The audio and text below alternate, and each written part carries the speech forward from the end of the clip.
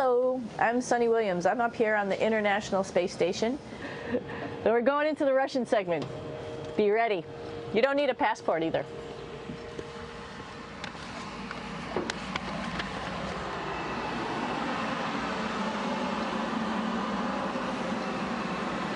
It goes a lot farther back than this. We'll go take a trip and say hello to the boys down there in just a minute. But let's do that first, actually, and then we'll go down to the Soyuz at the very end. This is Yevgeny. Hi. Doing a little tour.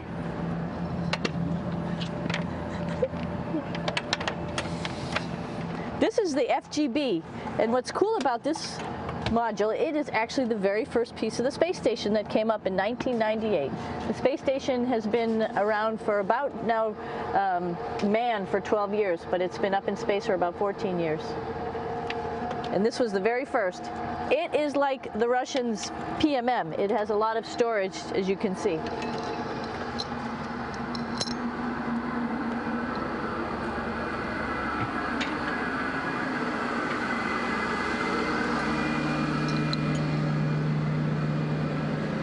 Можно? Снимаем. Чуть-чуть. So here we are in the heart of the space station, really. This is the service module. This is the central post. In case we had any problems, I know a couple of the questions were about what type of things do you have to worry about. And some of the things we have to worry about in space are fire.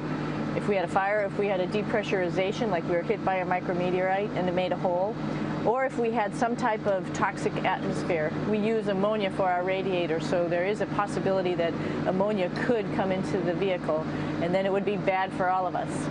If we have any of those problems, we come right here, which we call the central post. It is the main heart of the space station. It was also the first computers that came up here that ran the space station, and so behind this wall right here are these main computers. So we gather here as a group of 3 or 6 and then figure out how we're going to either fight the fire, patch the hole, or solve the toxic spill. And what's cool about this module, of course, it's the central post. It also has great windows right down toward Earth. It has controls to fly in visiting spacecraft if they need some assistance right here. It has Russian computers as well as American computers to help us control anything we need to on the space station. It's a couple of our crewmates back there, Oleg Novinsky on the right and Yuri Malenchenko on the left. And there's also a second bathroom here, which is really cool because 6 of us going to one bathroom is really tough. And so there's one bathroom here and one bathroom on the other side where I showed you. And you can probably see on the wall behind Oleg and Yuri some of the heroes of the space program. Sergei Korolev, who was a chief designer of putting men into space, and of course on the right-hand side, Yuri Gagarin, the first man to go into space. So just reminds us of our roots. Yuri, what are you doing? Что делать? Making coffee. Oh. Black coffee. Yeah. Looks good. Okay. Спасибо. We're going to check out our Soyuz real quick. Make sure it's ready to go. All right, back to the Soyuz.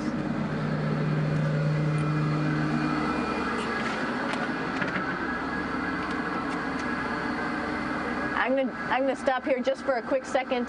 You can see on the Russian spacecraft there's also other modules that stick out, down, and above.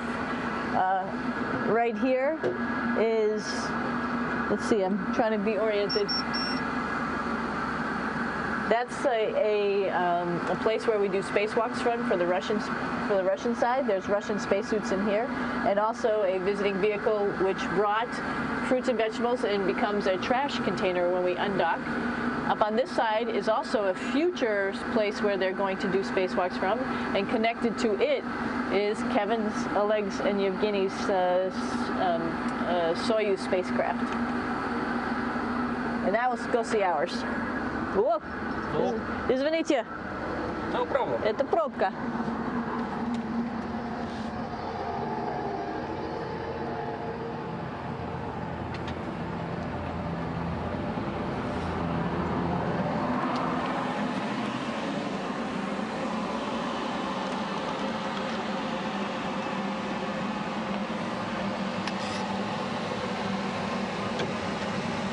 Coming down.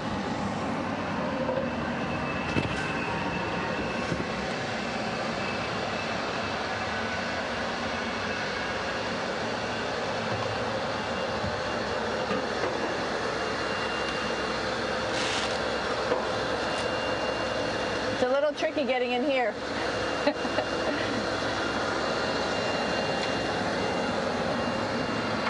This is the docking probe right here, this big thing. This helps us connect to the spacecraft.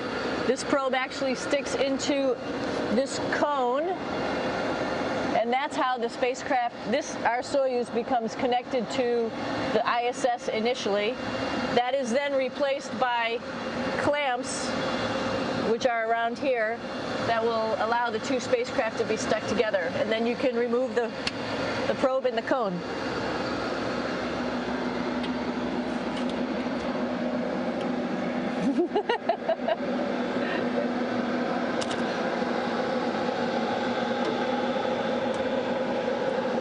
You okay? All right, so here we are in the Soyuz. This is what we call the BEO, the living compartment, bytovoy otsek in Russian. It also has a little bathroom. It's not as good as the other bathrooms, so we try not to use it too much. It has drinking water in it if we need something to drink. And then, of course, it's filled up with a lot of cargo for us bringing up and also bringing back down. It has a second purpose when it comes back to Earth. It serves as a garbage container. During the descent, we'll get rid of this area right here, and everything that's in it will just burn up as it's coming into the atmosphere, so that way we can get rid of a little bit of trash. But the main area where we were on launch and where we're going to be on descent is down here, because we're not part of the trash. So we're in a safe place. So we're in the descent module, SA. It's a little small, but you can get in.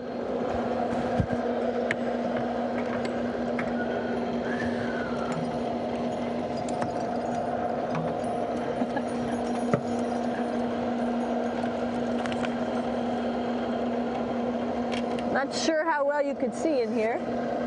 Hold on for a second. I'm going to turn it up this way, just so you could see the hatch, and you could see Kevin. It's a little bit small, but we'll come in and show you around. You coming in? Probably not. Okay.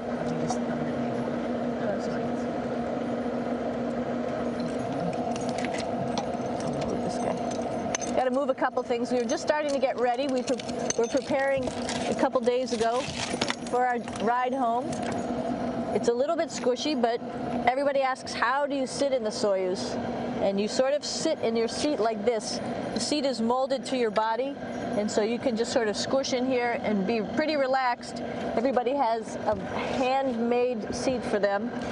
And then, of course, there's a control panel, and that's where we do most of our actions and work right here. There's hand controllers which you can fly the vehicle with, and there's a stick right here primarily used for communications when we're trying to talk to the ground. So 3 of us fit in here. Like I said, it's a little squishy, but somehow it seems like we all managed to get in here and fit pretty well, and it's a pretty safe ride home. You're probably wondering, what's all this junk behind us? Well, it's all of our parachute, first of all, and then it's all of our survival gear, just in case we end up landing in some strange place on the planet and nobody's there to rescue us right away. We have all sorts of survival gear with us, keeping us safe in here. So they've pretty much thought of everything. And we'll be home on the planet within the next 12 hours. Pretty shocking.